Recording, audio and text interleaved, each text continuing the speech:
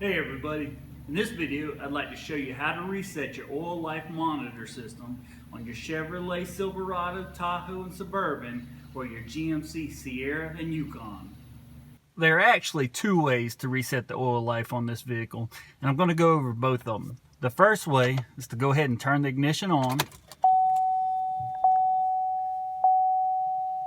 scroll down until you get to your oil life percent, and then hold the check button down on your steering wheel until it goes to 100%.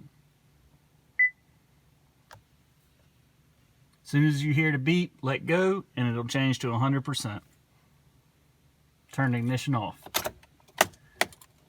The next way is the same way we've done on most all GM vehicles and trucks before. Turn the ignition switch all the way on and fully press the accelerator pedal all the way to the floor 3 times. And you're done. Always remember, don't reset the oil life unless the proper maintenance has been done. If the oil life has been reset accidentally, always make sure that you get it done 3,000 miles past the oil change sticker on the windshield. I hope this video was helpful. If it was, go ahead and give it a thumbs up. And as always, if you haven't already, please go ahead and subscribe. Thanks again for watching. Click that subscribe button.